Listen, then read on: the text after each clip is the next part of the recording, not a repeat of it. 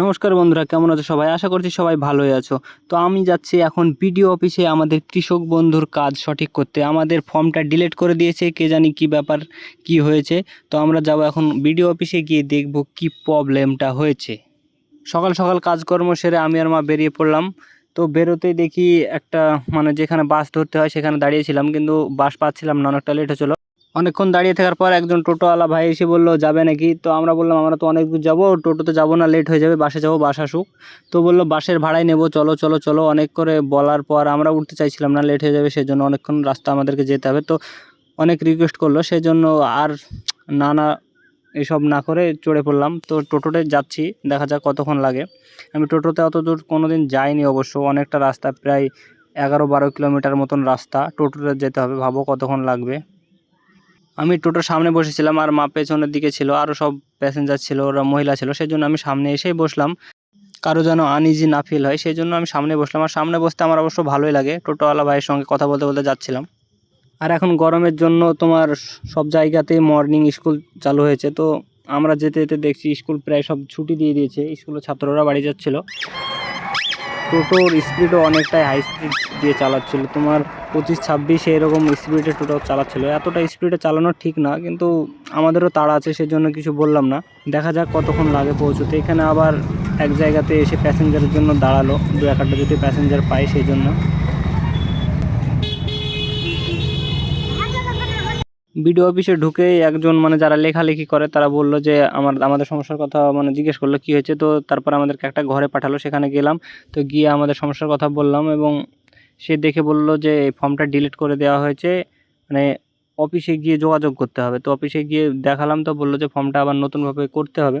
তো তারপরে মা ফর্মের জন্য লাইন দাঁড়ালো, লাইন দাঁড়িয়ে তারপরে বলছে জিজ্ঞাসা করলো যে সব ডকুমেন্টসগুলো চাইলো। তো ডকুমেন্টস দেখে মা বললো যে আমাদের করা ছিল কিন্তু টাকা ঢোকেনি, এবার কি হয়েছে। তো অফিসার যে ছিল সে আমাদের অ্যাকাউন্ট বইটা দেখতে চাইলো। তো অ্যাকাউন্ট বইটা দেখার পর সে আমাদের অ্যাকাউন্ট বই ছিল হাতে লিখে দিয়েছিল, কম্পিউটার ছাপ কিন্তু হাতে লেখা ছিল একটু নাম্বারগুলো, আইএফসি কোড। তো তারপরে সেই অফিসারটা দেখে বললো যে এই হাতে লেখার জন্য ফর্মটা ডিলিট করে দেওয়া হয়েছে। যদি আবার পুনরায় অন্য অ্যাকাউন্ট দিই বা এই অ্যাকাউন্টটার কোনো স্টেটমেন্ট তুলে নিয়ে এসে দিই ব্যাংক থেকে, তারপর এখানে সে নেবে। তো সেই দিন আর কোনো কাজ হলো না, সেই জন্য বাড়ি চলে এলাম। বাড়ি চলে এসে তারপরের দিন আবার ব্যাংকে গেলাম, ব্যাংক থেকে স্টেটমেন্টটা তুলে নিয়ে আসার পর আবার যেতে হয়েছে আমাদেরকে, 2 দিন হয়রানি। কি বলবো, কৃষক বন্ধুর টাকা আর কত টাকা পাবো। এই পরের দিন আবার গেলাম টোটোতে, সে একই টাইমই বাস পেলাম না। বাস অবশ্য 3-4টে চলে গিয়েছিল, আমরা এই টোটোটাতে আগে উঠে পড়েছিলাম, সেই জন্য আর যেতে হলো আর কি। তো আজকে সব কিছু ধরো আমাদের জানাশোনা ছিল, কোথায় কি করতে হবে না করতে হবে, তাই দেরি না করে আগেই মা চলে গেছে লাইন দিতে।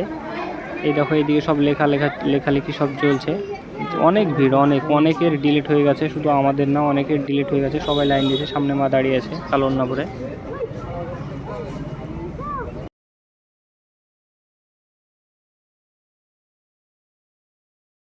আমি সময় কাটানোর জন্য এইদিক ওদিক ঘোরাঘুরি করছিলাম, একটু ভিডিও টিডিও করছিলাম। তো অনেক কোনো দিন আমি আসিনি বলতে গেলেই চলে এখানে, সেই জন্য দেখছিলাম কোথায় কি আছে, এরপরে যদি আসি তাহলে কোনো ধরনের সমস্যা না হয়। এইদিকে বলে এইদিকে কোন দিকে বলে ইলেকট্রিক অফিস আছে, আমি অবশ্য জানি না। তো সেই যাওয়ার চেষ্টা করলাম। পাশে দিকে একটা আমাদের ক্যাঙ্গারু রেখে দিয়েছে, তো ক্যাঙ্গারু তো এখানে আমরা দেখতে পাই না, সেজন্য আমার দেখতে খুব মন চাইলো, সেজন্য দেখতে চলে এলাম। ও মা, কি ক্যাঙ্গারুটার মাথা থেকে মেরে ফাটিয়ে দিয়েছে গো। ঘুরতে ঘুরতে অনেকটা ক্লান্ত লাগছিল, সেই জন্য এখানে চলে এলাম মুখ হাত ধুতে। তো এখানে এসে দেখি পানীয় জল, কেউ হাত ধোবেন না, কিন্তু এখানে সবাই হাত মুখ ছাড়া হাত মুখ সব কিছুই ধরছে আর কি। তো আমিও হাত ধুয়ে নিলাম, যা হবে হবে। ব্লক চত্বরে টুকটুকি অটো রাখা নিষেধ। না না, এখানে টুকটুকি অটো সাইকেল কিচ্ছু নেই, এগুলো সব ফাঁকা ময়দান, দেখতে পাচ্ছ। সঠিক বলেছেন, আপনার বুদ্ধি ভালো।